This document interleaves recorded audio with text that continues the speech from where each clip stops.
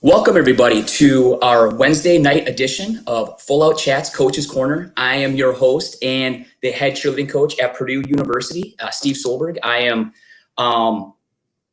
very honored to have some great people to join me here tonight to talk about, some issues that a lot of people just are not comfortable talking about, and people who maybe don't know what to say or what to do. And the point of tonight is hopefully if we can even reach a couple people and educate them and help their team and help their athletes through this beautiful thing that we call cheerleading.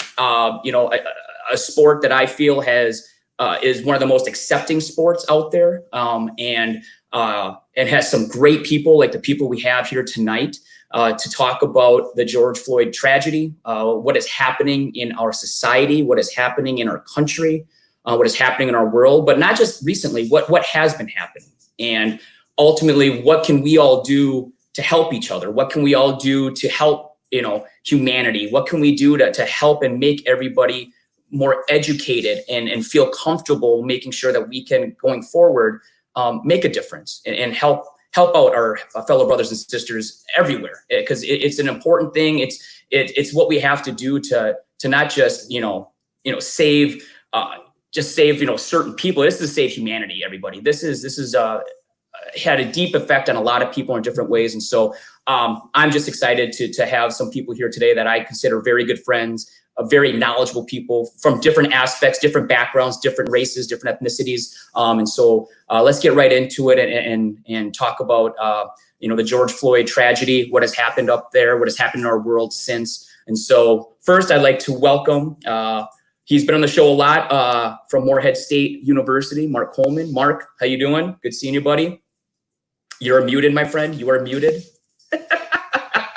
I thought I was going to be backstage. So no, I'll put you backstage in a second. Okay. I just want to let you know that you're here, and we'll get your perspective here later. Another been on many of my shows here, has been awesome. Indiana University, Tony Nash. Tony, how are you, buddy? What's up, Steve? Thanks for having me again. Hey, man, thanks for being here. I really appreciate it. Yeah, I got a great. I like it too. I do. I'm digging that look. I like that. All right. And so, Mark, we'll talk to you later. I'm going to kick you off. Sorry, I can only have 6 on at one time. So we have some great perspectives here from Michigan State University. We have Elyse Packard. Elyse, how are you? Good. How are you? Great, doing great. Thank you for being here tonight. From Alabama, coach of the all-girl team at the University of Alabama, we have Brandon Prince, and from Ace Cheer Company. Brandon, thank you so much for being here today, bud. Thank you so much. You're very welcome. And then assistant coach at the Ohio State University, Siobhan St. John. Sayo, how are you? I'm good, thank you.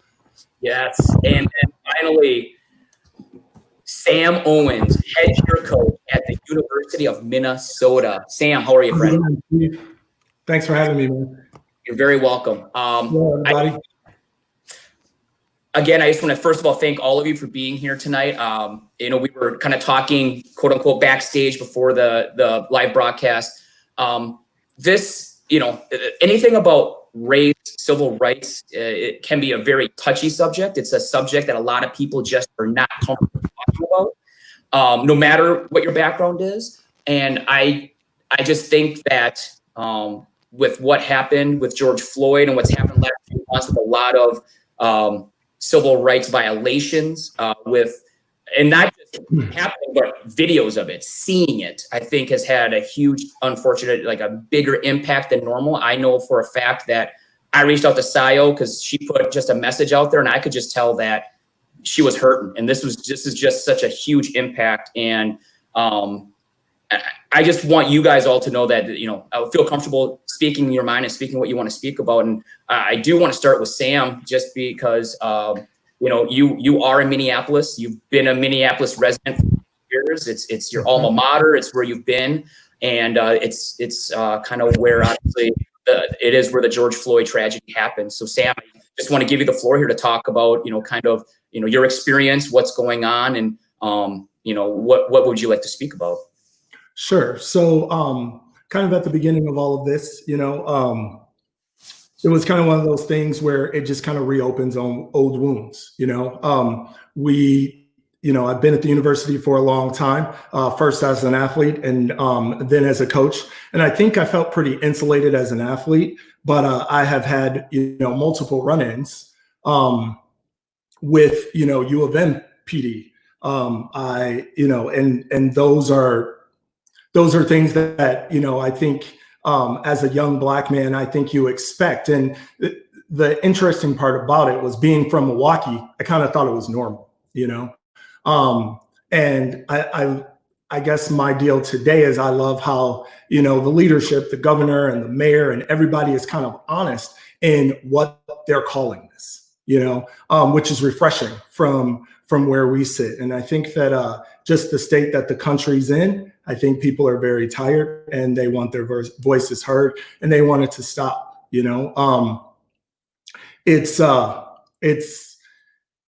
I will say that Minneapolis is, a really good city, and I love the city, but I don't care, what walk of life you're in, these run-ins for young Black men and women are quite common. So that's pretty much. I couldn't even imagine going through, those types of situations. And I thank you for being real and being honest about that. But, first I just want to ask, how's your team doing? How's everybody up there doing? Is everybody doing well? And I think we are making it. I feel really fortunate that, I spoke about as a young coach, the things that would happen.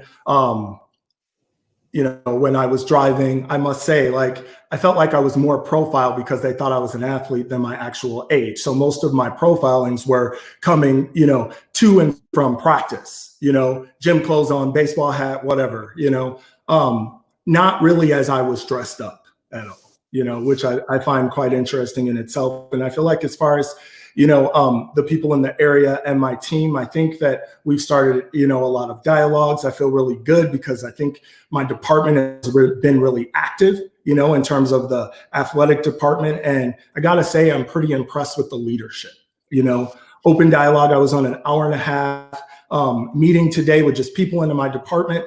We're all just kind of dialoguing about, the change that we want to see and how we as coaches, educators, and leaders can be a part of that change. The great thing too was it was about doing a lot of listening, and I think that, we have a ways to go, but I am really proud to be a part of a university that can have these conversations and kind of roll up your sleeves and dig in, because I feel like that's the only way that we're going to get, kind of get through this and come out better, Sayo, I'm going to go to you. Again, I just want to thank you publicly for sending that message out to all the Big Ten coaches. It really did just have a huge effect on me and kind of made me really realize that there's a lot of people hurting and that we're not handling the whole situation well. So again, just kind of your personal, how has this affected you personally, kind of going forward, and what is going through your mind, dealing with the whole situation. Yeah, absolutely. Thank you, Steve. One, I think as coaches, we're so quick to share our knowledge and experience around coaching, obviously sharing that knowledge about things that are happening in the industry. But as a community of coaches, we aren't necessarily as eager to share how we're doing when things like this happen in our society. So me sending that message to our group was just really empowering to say, you know what, I really love and respect you all as coaches. I also want you to understand that I'm human and I'm a Black woman in this world, and I wanted you guys to understand what I was going through at the time. And for me, it's just been difficult, It has hit me in a very different way than anything else ever has. Not to say that things that I've experienced in my life or things that I've seen have not hit me in that same manner, but this in particular, George Floyd incident, really struck me to my core and struck me to move in action and no longer just be silent or somewhat passive in my interactions with friends, colleagues, peers, things of that nature. So it's been difficult, but I'm so very grateful for this dialogue, for this platform, for us to be able to talk about this and to be able to listen to one another. Not just, I mean, I'm still learning about things myself. Just because I'm a Black woman doesn't mean I have all the answers. It doesn't mean I know everything. I am educating myself as well in this space.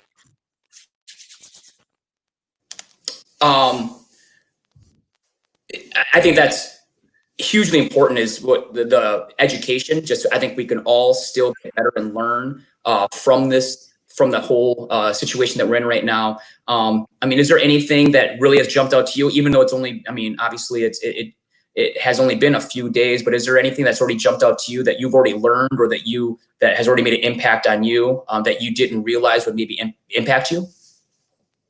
Yeah, actually, I've participated in a few protests, peaceful protests where I got to see young minds at work, young people speaking, and young people saying enough is enough, and young people saying this is what we want and this is how we want to accomplish it. But those young people giving me so much energy and so much encouragement. They really gave me so much encouragement seeing them say, you know, this is about peaceful protest. This is about injustice. This is about equality. And here's how we accomplish that together, having dialogue, but making sure that what we're doing today, remains peaceful. And it was just so refreshing to see these young minds speaking the way that they did. I think it was actually all 50 states has some sort of a protest, which is awesome, which needs to be, you know, a unified nation. We absolutely need that. Tony, I'm going to go to you. You know, just, you know, I'm your neighbor. I'm only about an hour away from you. And, you know, just kind of, you know, just want to give you an opportunity to kind of just, you know, how has this affected you? How are you and your family doing? How's everybody doing for you? And kind of, you know, what do you hope that people can learn and gain from an unfortunate situation? Absolutely. Thank you again for having me. You know, I resonate with what Sam was saying. You know, I feel like it affects people in so many different ways and from all different walks of life.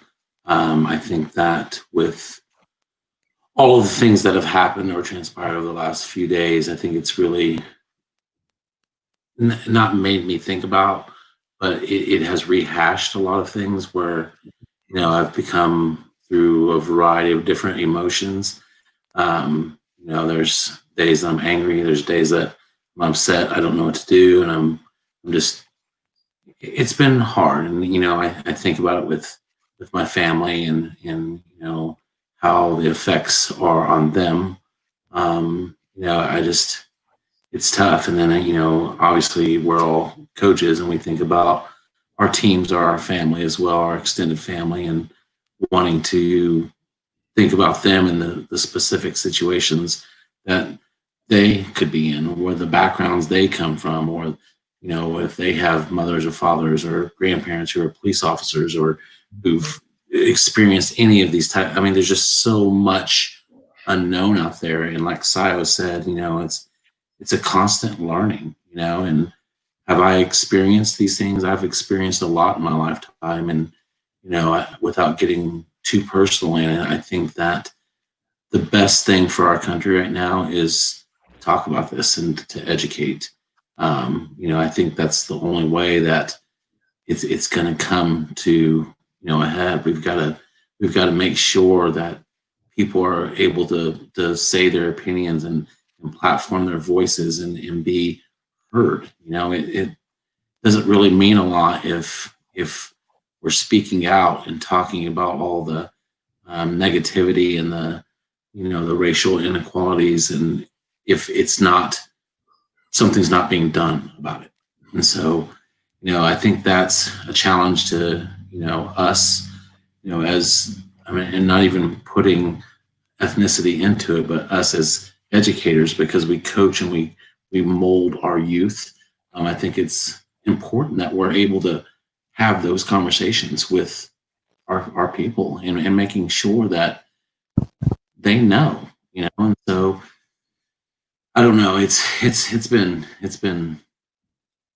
hard, and I think I've learned a lot over the last week that I start getting random calls or random texts from people that I'm like, and of course you all know me. I end up saying what is on my mind. I usually stick my foot in my mouth, but yeah, I feel like I've had a lot of Adidas in my mouth this week. Well, Tony, thank you for being here tonight. I know, I agree. I think that just voicing kind of give perspective. I think everybody's got a different perspective no matter what. And unified, hopefully we can give the right advice or right education and to helping others pass on, that education, or, how to deal and, I guess, feel comfortable talking about some very uncomfortable issues, which obviously this is a huge situation where we have to break out of that. We just can't be uncomfortable. We got to be comfortable being uncomfortable, as they say, and being able to have these talks. So thank you, Tony. But that's a thing. And I'm sorry.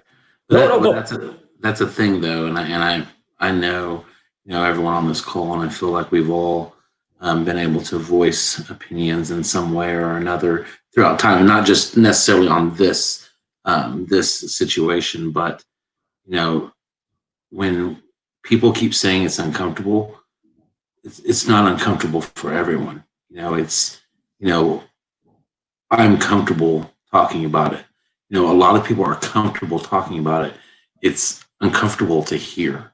Mm-hmm. I don't think it's uncomfortable to talk about. Mm-hmm. So when you start looking at all and I don't want to, it is right now, it's really kind of a black thing right now because of this public execution that basically took place, and that has drawn a lot of light to it. But it happens to white people, black people, Asian people, Latino people. It happens to everyone, So, I think that I don't think it's uncomfortable to talk about. It's uncomfortable to hear. Well said, Tony. Thank you. Brandon, happy to have you here tonight. And obviously everybody else here is we're in the Midwest or the North, and Alabama is down in the South, and obviously different geographies have different reactions and have different cultures and everything. And so, I just kind of want to, get your perspective, being down in Alabama, but also, kind of what was the reaction and kind of the effects that it had for you. Thank you again for having me on. Appreciate the platform. In Alabama, it hasn't been as crazy as the riots were in Atlanta and other states, but it did happen. The Black community, like we're tired. We are. You don't want those things to keep happening over and over, and nobody's standing up for what we want. Yeah, it's wrong for the riots. They suck. They're destroying people's businesses. It's happening, not too far from our gym. It has caused us to, have curfews and things that we're dealing with. But the riots end up, because they're so big and it's national, it's causing people to finally stop and look at it a little bit deeper. Not that I agree with it, but, when people feel like that it's their last resort, they go to different ends to make their points come across. But as far as in my life, which that's a part of my life, whether I'm there in it or not, I represent a lot of people in this world. So I want to make sure that I'm doing the best that I can around the people that I have. And worrying about our athletes at the gym, also worrying about our athletes within our program, reaching out to them and starting a conversation with them, because they feel like that maybe they're silenced and not on purpose. You know, they have a platform by being a cheerleader or a dance team member, and they feel like that if they speak out, it may also hurt them and what they're doing. So being able to freely talk to them, it's allowed them to feel like I can make a difference, or I can at least talk about something positive and try to make a change and not be silenced. So something so simple like that, being able to feel like you could speak out without being attacked, that's been huge, and it's opened my eyes tremendously. So the effects seem small, but they've been huge in my eyes. I mean, they're wide open right now. So, do you feel that, for anybody who wants to chime in here, do you agree with that it's like people's eyes are just like, this is just, people, Brandon said it best, people's eyes are just wide open right now. Yeah, it's right now, it's about humanity. It's not a race issue. I talked to you guys a little bit earlier. Yeah, we're in America. We want everybody to have the same rights. That's all it is. You want to be heard. You don't want your voice to be silenced. You want the opportunity to speak up. You want to be able to drive and not fear that you could be pulled over, and just because of the color of your skin, you fear something. You know, to be a parent, if you're a parent, I'm not yet, but soon to be, but to fear that my child could not have the same opportunity just by walking in their car, just by being in their car, and not having a chance to have the same opportunity to not be profiled or to be scared, and to have to teach them this is what you have to do to stay out of trouble. So there's just so many things that I'm thinking about now that I never have. And people older than me, they've gone through some of these things. And I think younger people now are they're more diverse, and they've been in a lot of different situations. And especially in the cheer world, they're around more people, but we've got to do more so that it goes beyond that.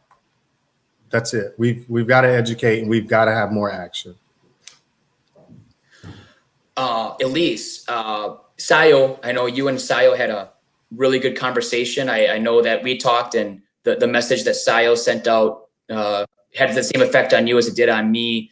And we had a great conversation just about, we thought we kind of knew how to address issues like this, but we really just didn't. And the education and like how to be able to do that, is something that is valuable for all of us, all coaches, all mentors, all teachers, all, anybody in any type of leadership or mentoring position. Kind of just, talk about kind of the conversation we had, and, kind of, I guess, a perspective from, a Caucasian white woman's point of view about, having to talk, or, having to, talk to any of your athletes, or talk to your coaching staff, or talking to people about, racial issues.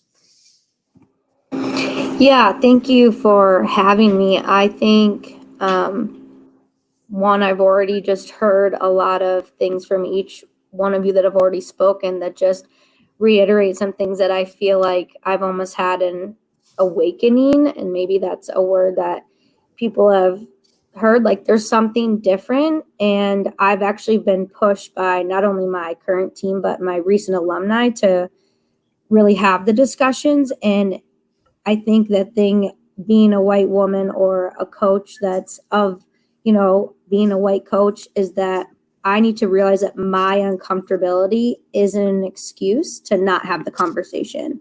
And I think that was hard for me personally, and I just have to almost get over it. And silence is so loud in these scenarios. And I think it's so simple to just go back and be a human and just ask the question, how is everyone doing? How is this, how are you handling things? And if people want to share, they will share. And if they don't, or they're not ready to, they will when they can. And I think just opening the door so that they know you're available to listen was such a lesson, and it relieved my anxiety, which is my own issue that I need to just put aside as a coach and an educator. And Sio literally opened that door for me to just say, why would I not just ask? It's such a simple thing, even if it makes me uncomfortable. And what Tony said, yeah, it's uncomfortable for me to hear. It's not uncomfortable for anyone that's ready to talk about it. So I think that's an internal piece that I've had to reflect on. I tell my team all the time to be self-aware, do some self-evaluations of where you're at, how you're feeling. And I think I really had to do that and step back and say, I'm not an expert, but I can learn with my team and I can grow with my team. And I think it's going to make all of us so much closer and trust. I think that's such a big thing. And if we trust each other, what a conversation and what growth we can have together, I guess. So it's been an interesting week in a different way. But I hope that I can now move forward and like understanding, I don't know, there's some simple things were said very simply that made sense to me finally. And I'm a little embarrassed, to be honest, that it's taken me this time in my life to be like, oh, come on, we need to talk and educate. And that's hard for me to say. And so, yeah. Mark, at Morehead, small town in Kentucky, Sio knows. And but traditionally, I mean, Morehead, you guys get kids from all over the country. I mean, you guys have, sometimes 15, 16, almost 20 different states, at Morehead. Kind of how's it been for you? And trying to reach out to your kids and trying to, kind of, has anybody reached out to you, or how has the effects been for you there? Well, it's been more of me reaching out to my teammates and especially the ones that are the most affected by this right now. Obviously, my Black and minority students, and I've been really proud. I know Sam said the same thing. I've been really impressed with my athletic director, and the athletic department in Morehead State has been very proactive. He's been in constant communication with us over the past couple of weeks. And then they're even, one of the softball coach today shared a free race seminar that we could take online just to educate. And I think that's been kind of an awakening for me. I want to echo a lot of the things that Elyse said. I'm a Christian, I'm supposed to love everybody, but I think for the longest time, I wasn't educated enough. And I'm kind of ashamed to admit that when I would see the Black Lives Matter things posted on social media, I would be like, well, I was kind of one of those all lives. Well, why can't we talk about all lives? And it's really taken, just communicating and listening to people. And there's been posts on social media, and it really has opened my eyes that it's not the same thing. And we don't have the same struggle. And so, I'm kind of ashamed to admit too, that it's taken me this long to really kind of understand some of it. As a white male, I'm never going to relate. I can never fully understand, but I want to, communicate to my athletes and my friends and my Black colleagues that I want to learn. I want to be involved and be part of the solution and not just be sitting back. And again, ashamed to admit that it was my white privilege. I would have never told somebody, well, that's not my problem. But because it didn't affect me directly every day, I think that's exactly what, I have 4 kids and I raise my family and I, spend a lot of time with it. I have, 63 surrogate children that I take care of and I try to love with my 2 teams at Morehead State. And I guess I've always busied in loving those people and as much as I can and raising those individuals.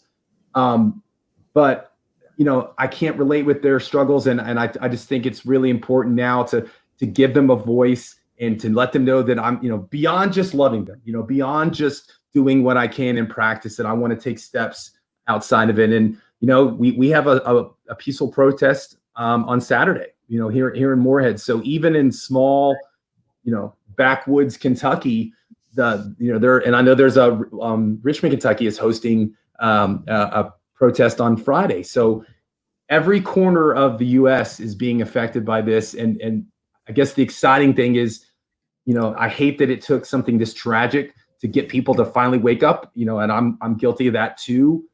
But at least it's seeming now that he did not die in vain, that this generational problem that's been happening for so long is finally, there's a voice, there's an avenue. I think social media has been huge, giving, anybody that has a Twitter account can put their thoughts out there and their frustrations and share their, and it can be retweeted and shared all over. So I'm very optimistic that there's going to be some palpable change, and I'm hopeful. I guess that the message is going to be, delivered not just to, the people that struggle with this, but the other people like myself that don't deal with it on a daily basis.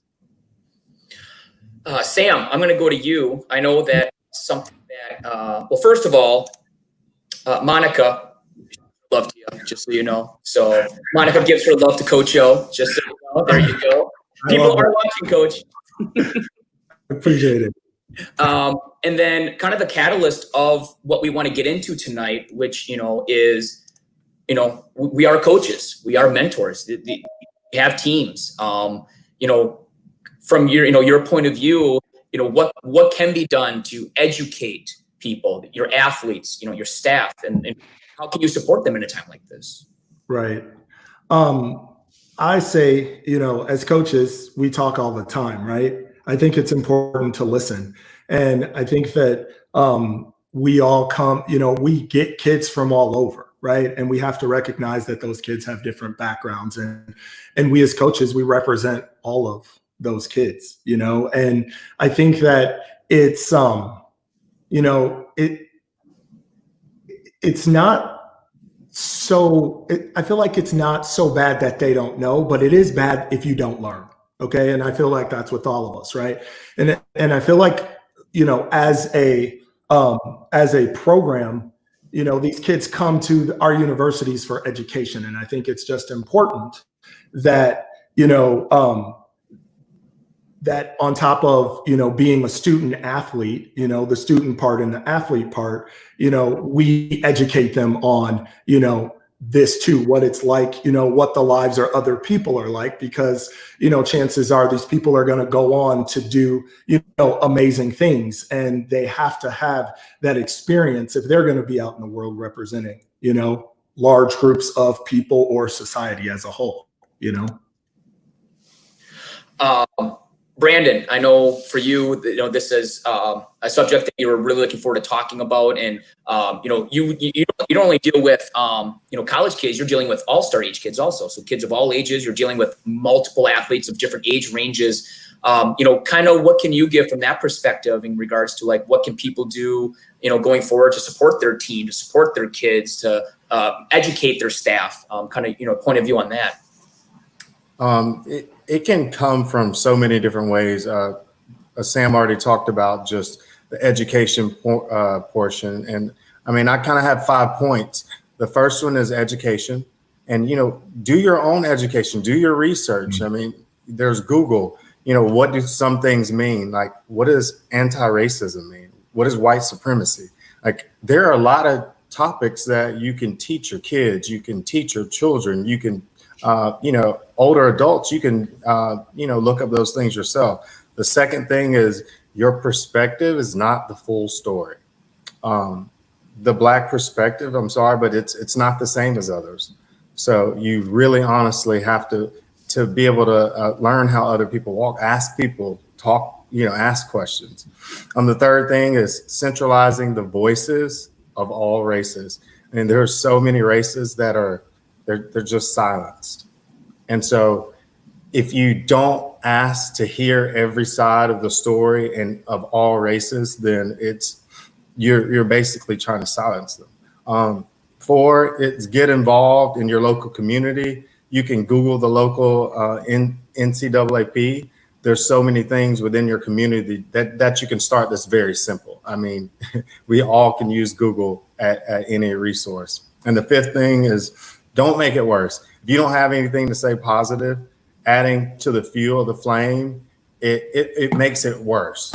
So I know that we're talking about speak up, speak out, but if you're just going to throw like fuel to make the flames, just don't say anything if you're not sure. So those are my five tips. If especially kids on my team, I take notes all the time, and just the honest truth of me being genuine. Like, I don't know where I am. I don't know where it's been help the kids, talk about this, do tryouts. Everything is going on. So I'm still in a place, and I think that's okay to say. I think it's you being genuine. Like, people are going to read that. If you don't know what to say and you don't know what to do, you can ask or just say something from your heart. Okay. If it's positive, it's okay. So those are things that I think could help. I always feel like I leave Tony for last and he gets mad at me. So I'm going to go to Tony next. Because he always says, well, everything's already been said, Steve. Thanks. So I'm going to Tony Nash here. Tony, with, your perspectives have been great. And just kind of, again, we've talked about the education, but kind of from your point of view, what can coaches do? What can coaches do to help their athletes, to help their fellow support staff, their coaches? And ultimately, just what can they do to help and support? Steve, everything's already been said. Okay. Yeah. I do. Like, I feel like there's so many right and wrong answers here. I mean, I feel like the most important thing for the team is to have an open dialogue, and there's going to be some because of their past experiences or history, and it may not even be personal to them, but they may know somebody or have somebody close in their family or their friends that have been affected that are afraid to say anything. And I think what Brandon said is about just communicating and giving people the platform to let them know that obviously you got to be kind, but we want opinions, and the more opinions that we have, it's easier for us to be able to help people see different perspectives. Nobody is going to feel what I feel. I mean, and it's saying, and I'm sorry, Elyse, as a white female, Brandon's not going to feel what I feel. Sam's not going to feel what I feel. We're all going to feel something different. Sayo is not going to feel what I feel. But we're all going to feel something different. But that's why I don't think that there's a quote unquote right answer, because I think that it's going to be different for everybody. It's going to be different for my kids as far as my team. It's going to be different for the coaches that I work with. It's going to be different for the administrators I work for. It's going to be different for the university that I love and that I work for. It's going to be different everywhere. And, so I think that just being able to keep the dialogue open and be, be direct is always a positive. And, I'm a talker, and, I love to speak to people, and I enjoy it. I love to educate people, but that's something probably that people won't know about me. That's even hard for me to do. And, I'm not the best at it. I should be more, I don't know if it's possible to be more vocal, but actually it's possible to be a lot more vocal. It's probably not possible to be more blunt.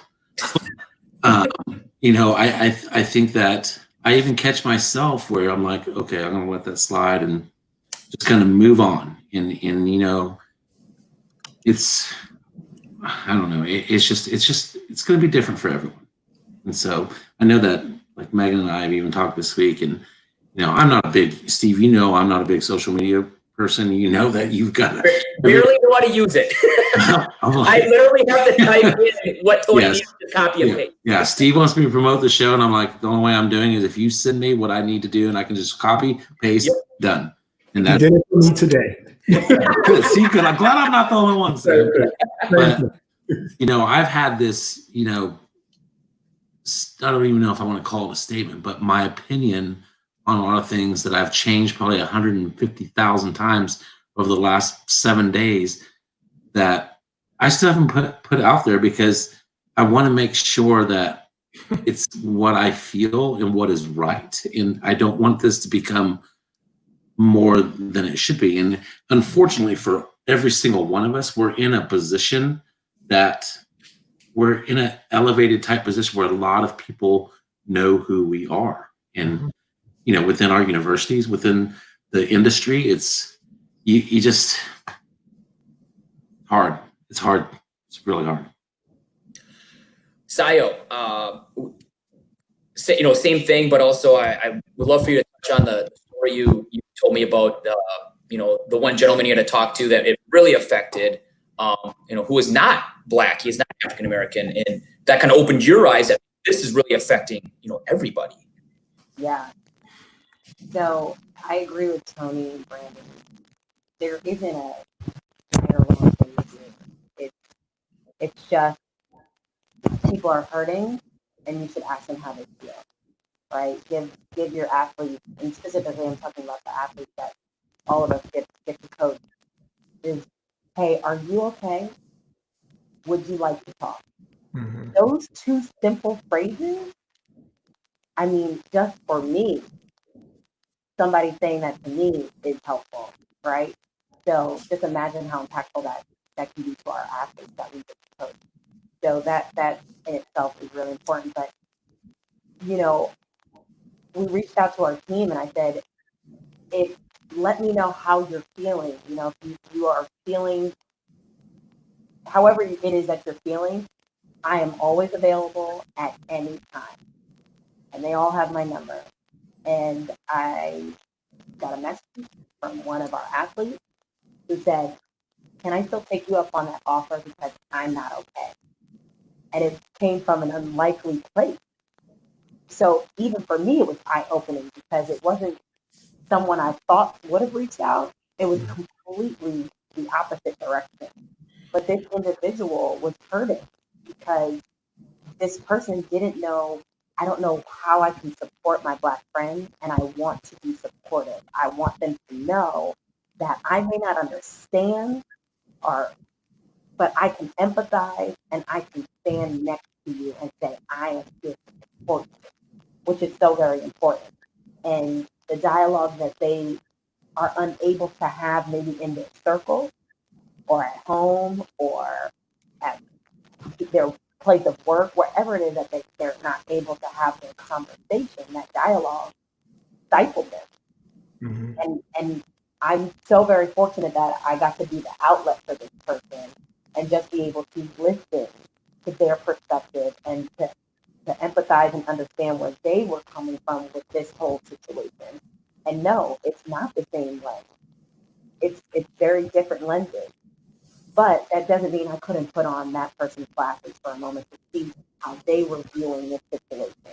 Mm-hmm. So it was very refreshing to be able to communicate and just be a soundboard for them. Just be somebody who will listen. If you want advice, great. Here's some resources for you. If you just want me to listen and not say a word, great. Here's my ear. And it was very fortunate that I was able to help in that situation. And I think that's one of the biggest things, is that we have an opportunity just to say, especially because I hear all of us are having dialogue, for the athletes to understand that this can't be a one-time thing. Mm-hmm. This can't be a just this time thing. And to make sure that that's known, hey, we're going to have this conversation again. We're going to have this. This can be an ongoing conversation. This could be hey, I just want to have a one-on-one conversation. But we want to have these conversations. And it doesn't have to be an everyday thing, a once-a-week thing, but an organic thing that will happen over time and not just one time. Elyse, I know, from your point of view, you kind of talked about, the right way to do things and just trying to educate yourself. I mean, in this short amount of time, what do you feel like, what have you already maybe learned, and maybe that advice you could give to other people in your situation that maybe they don't know how to address it. They want to, they just don't know how to. Yeah, I think that was, I wanted to. I just really didn't understand how to. I especially have a large team with cheer and dance of over 70 student athletes at any given time. And really in this current scenario where we're not able to talk in person. And I think that was hard for me also. But what I've learned is just asking, just like Sayo just said, like a couple questions into the larger group. And so I did that for my team and just offered a space to have a smaller group conversation or one-on-one if needed. And we were able to have a discussion.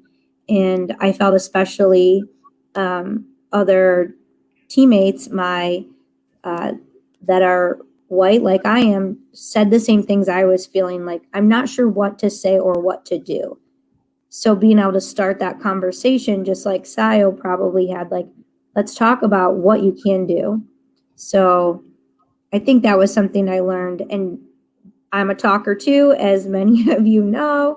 And I think the listening part and just being able to just be silent while others are talking, and I don't need to have a response to everybody's statement or feeling. It's just kind of let that sit and let the next person have their feelings. So I think that was something I learned in the discussion we had, to just, there doesn't have to be an answer to the end of a sentence. It can just be a feeling or a sentence.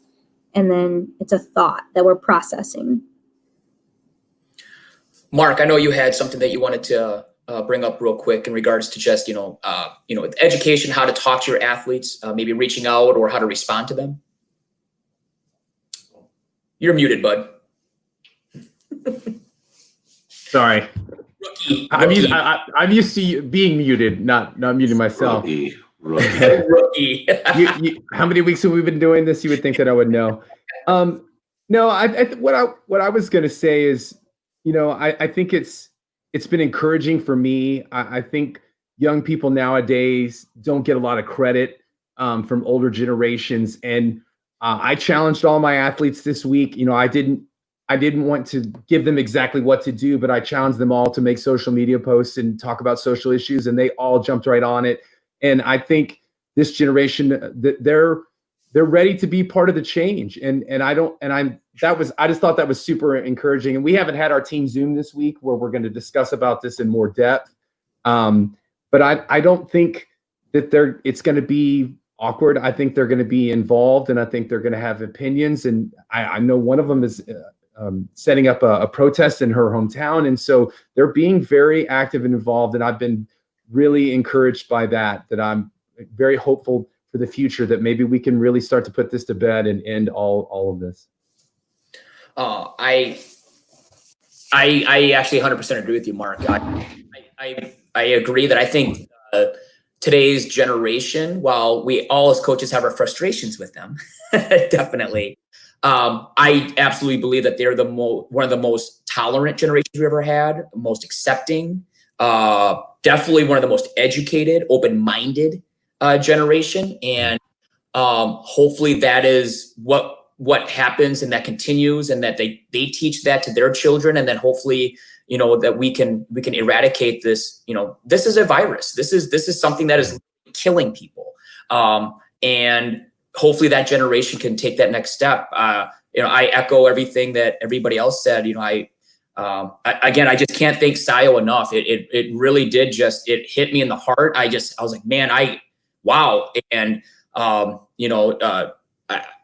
shout out to Lacey Carmen from Purdue, Lacey Carmen Johnson. She's awesome. And she's, everybody calls her she's like the mom of the whole department for a lot of student athletes, and she's unbelievable. And I reached out to her on a Friday at 7 p.m. and she got right back to me. I just said, I feel like I have to address this with my team. I got to do something. And so, I crafted up an email that I wanted to send out and sent it to her and Peyton Stovall, who's an assistant AD here.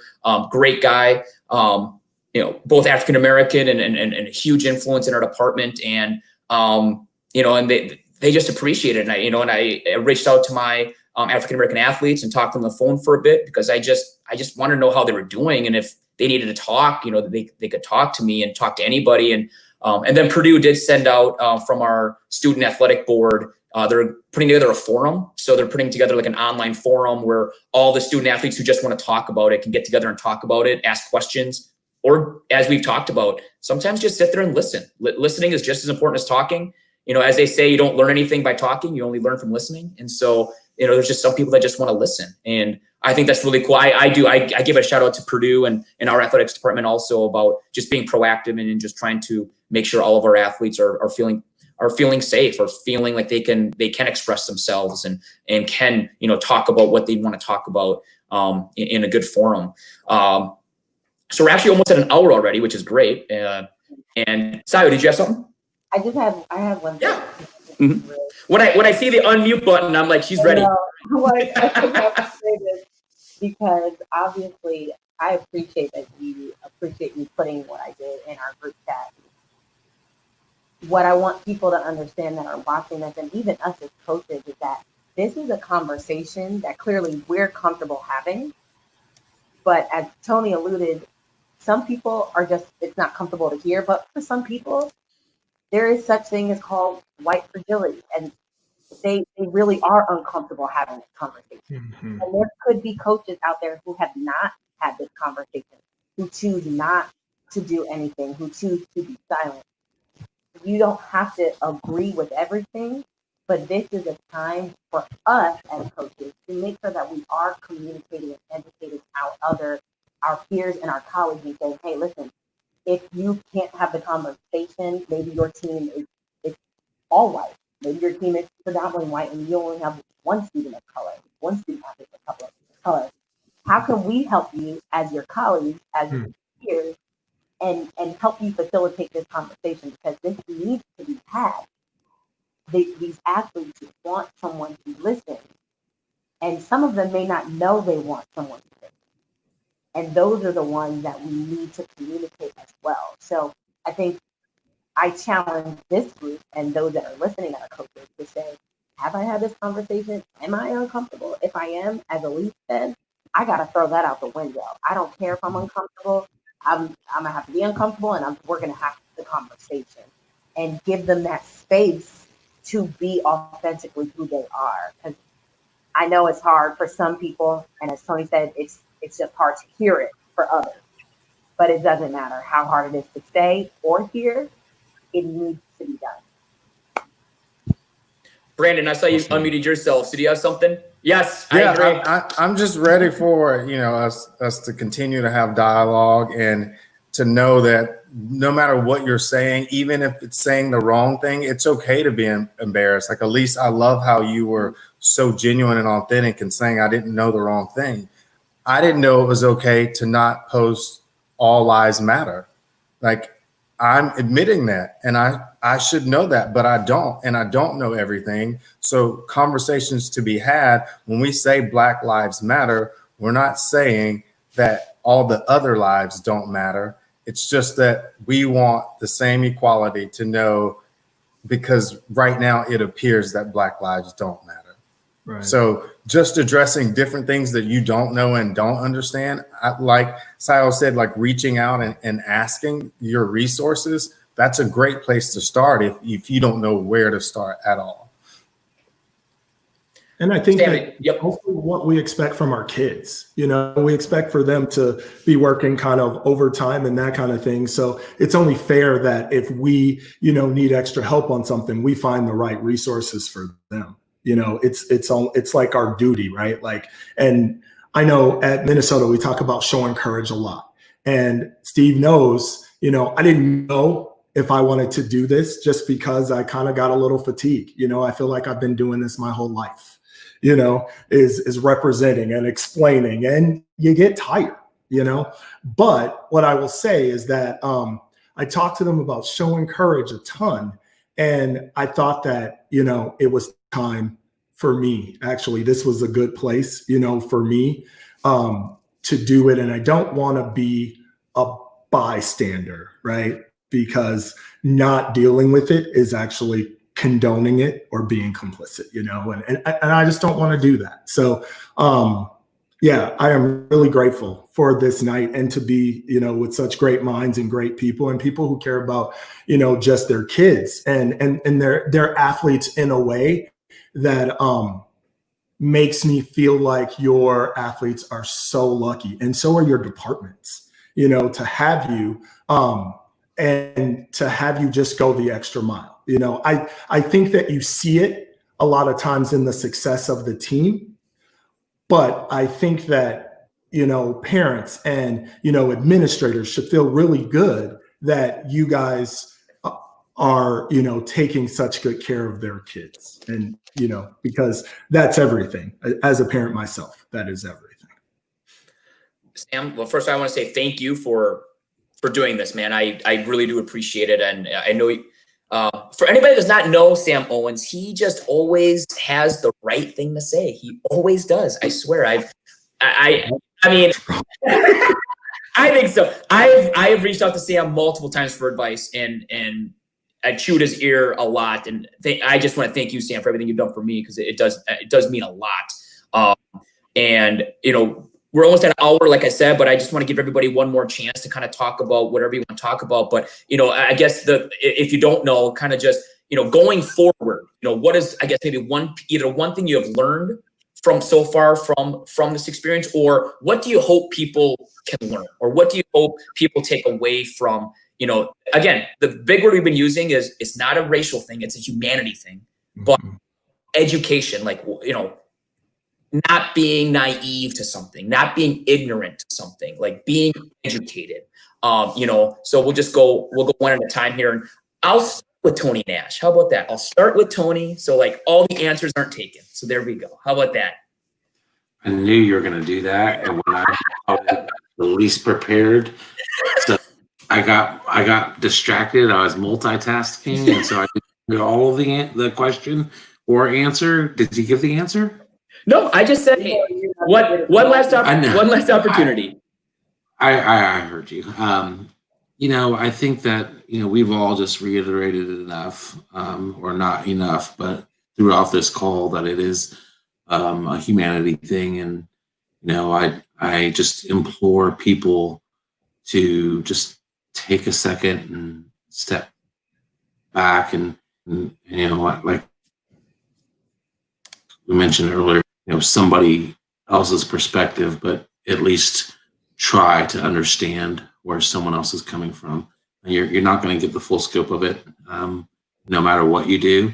But I think that's one of the most important things that we can do as a country to start the healing process. And I think that it's time that we start that part. There's been so much pain and so much hurt that's happening throughout our country, and we can't afford to have more of that. We need to start being able to heal from it, and be able to learn and grow and make things better. And I think that one of the Sam alluded to it with having children. Brandon was talking about it as well. I think about, I have a 3-year-old son, and I'm like, gosh, you're not long. I'm going to have a conversation with him about things that I shouldn't have to have a conversation about. And that's heart-wrenching.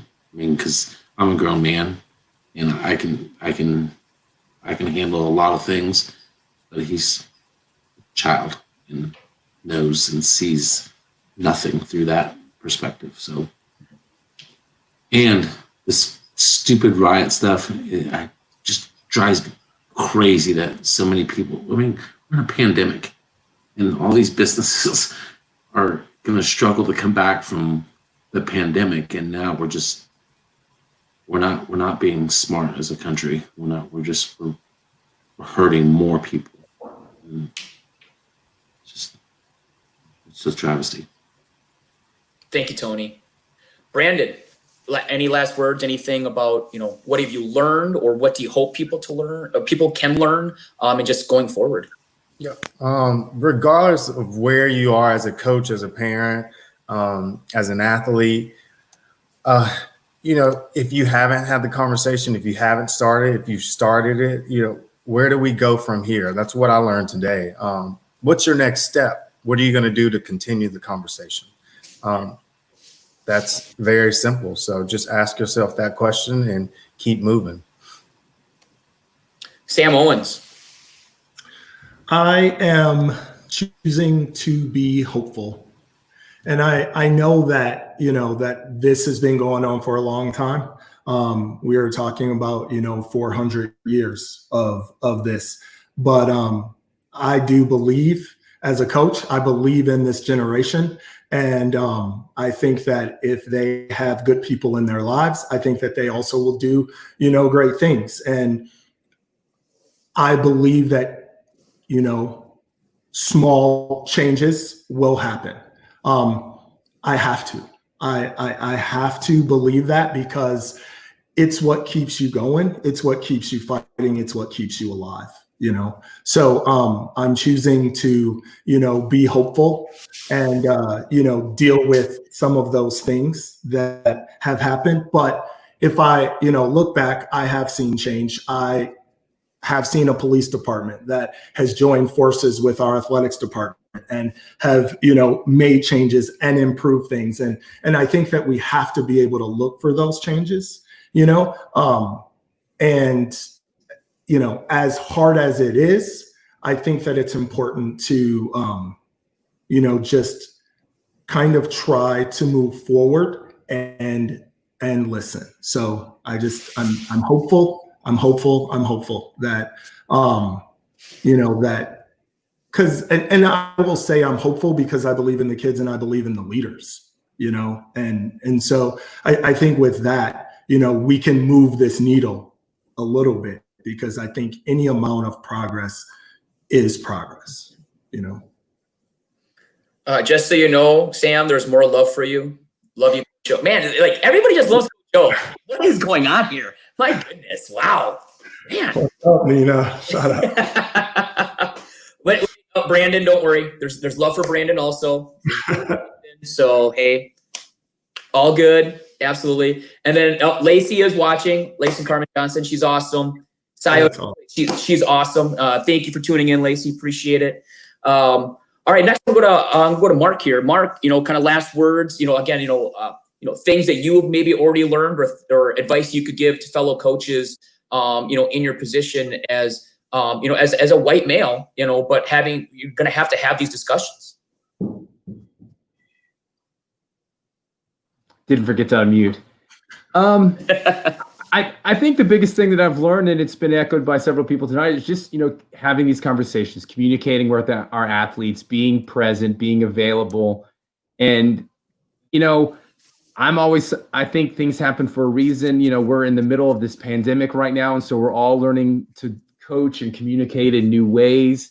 And just tonight being on this show and listening to the other speakers, I'm thinking that, maybe more so than ever, I'm going to have an opportunity to communicate with my athletes, not just about this topic, but other topics, but in a form that we, normally at this time of the year, we would be limited communication with my athletes on GroupMe and stuff, keeping up with their summer challenges. But because we're having, weekly to bi-weekly Zoom meetings, we're already strengthening, even though we're not going to physically see my team like we did virtual trials, I think we're going to have a closer bond and I'm going to know them better than I would in a normal year. And so it's going to be even easier to have these conversations and try to tackle these challenges. So that's how I'm choosing to look at it. And like Sam said, I'm optimistic that these young people of this generation are going to be very proactive and really an active part of change.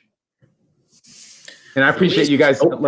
Sorry. And I appreciate all of you guys. Let me join in tonight. And Steve, I think it's incredible that you have this platform. So thanks for inviting me again. Always, Mark. Thank you, buddy. Elyse, kind of last words, just, what have you learned already from this, obviously the moment we're in right now, but now, as a white female coach, what have you learned or any advice you could give to anybody that's watching in your position about having these discussions or reaching out to your athletes? I think for me, just even in this last hour, trying to realize that I need to kind of start the model and be the role model. And I need to acknowledge my blind spots because there are plenty of them in not only the scenario of race issues, but I'm sure a multitude of other perspectives. And I think that I coach for a reason because I absolutely love watching a young adult grow, right? How much did we all grow from 18 to 22 years old? And I want to continue to grow, so I'm going to learn from them. And that's such a opportunity we get every year and every day. And as things change and all these events that happen in our world, like we can learn from each other. And I think we have such trust in our sport, right? Cheer, and how much we have to trust the physical skills. But if we're able to trust each other in an emotional sense, then how much closer we can all be. And then you're sending all those people out onto the next part of their life to continue to educate anyone they're around.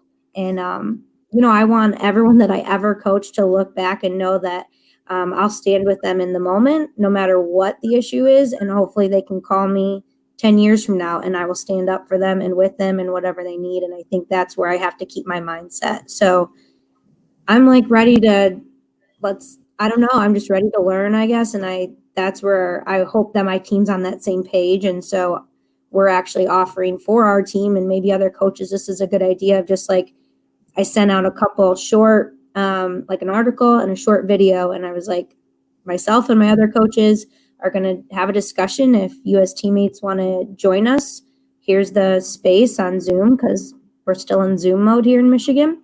But here's the space to have an honest conversation.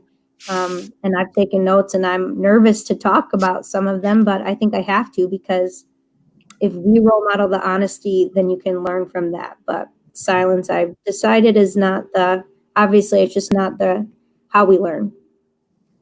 In the sense of speaking, I guess. Listening, good thing.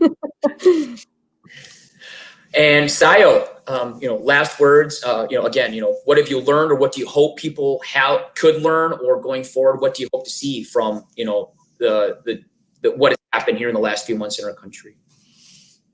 Yeah, thank you again, Steve, for doing this, for being open to this space. I've learned, and I've heard this before, but what you permit, you promote. And I personally want people to understand, just have some compassion. Have some compassion for someone who may not look like you, who may not believe like you, who may not come from the same origin as you, who may not have a sexual preference as you do. Have some compassion for humankind. Have some compassion for the next man or woman. And the more people can do that and truly listen to understand, I think we will get better. But it's going to get worse before it gets better. That's just my personal opinion, that it will get worse before it gets better, because we have so many things that are still going to happen in this country during this time that can be trigger points for people. And to understand that it doesn't matter how uncomfortable it is to speak about or how uncomfortable it is to hear, we need to continue to have the conversation. And the more compassion you can show for someone, the easier things will get. And if you are someone who is the first one in your family to be outspoken or passionate about something that's different, or different than your circle, or different than the people you work with, it is now your duty and obligation to say something. I don't agree with that. That's not right. Don't say that in my presence. I won't stand for that. It's time for us to continue to do that. We cannot be silent. I know for a fact that there is some people that have finally found their voice through this, and I think it's beautiful, and I think it's great. And social media, unfortunately, is the way of communication nowadays in terms of instant communication. And there's people who have lost friends over this, who have lost family members, who have basically disowned them because they stood up for what they truly believe, which is equality, human rights. I mean, it's sad that happens, but I'm proud of the people that are taking that stance and are willing to speak their voice and to be honest about that, because it's needed more than ever. And I agree with Tony that it is an extremely uncomfortable thing to hear sometimes. And there's some people that absolutely will just shrug it off. Yeah, whatever. And I just hope that it doesn't fall on deaf ears. I completely agree with that. And just just real quick, we had some very nice, shout outs, Ryan Martin. Thank you, Ryan. She always watches. Great group. Love and respect you all. Thank you, Ryan. She's the coach at Western Kentucky. Brad, hey guys, thanks for this forum and thanks for creating a discussion. You're welcome. That was exactly what we wanted to do. Thank you, Brad, for watching us on Facebook.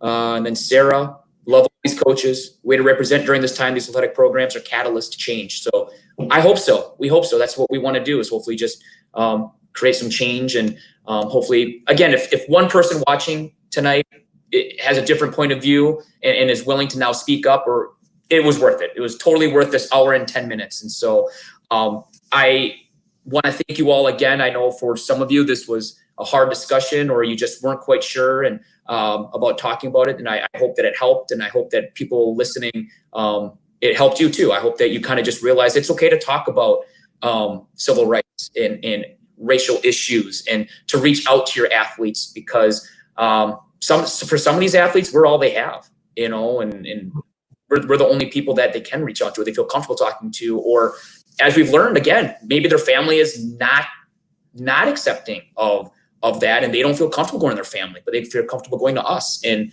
as heartbreaking as that is, that's issues we have to deal with. So again, all of you, thank you so much. I love you all. I appreciate you guys being here tonight. Thank you. Thank you, Steve. Good to see you guys. Thank you, Steve. Good to see you. Thanks, guys. Well, that is the show tonight. Thank you all again. Have a great evening. Be well. Be safe. Have a great night. Thanks.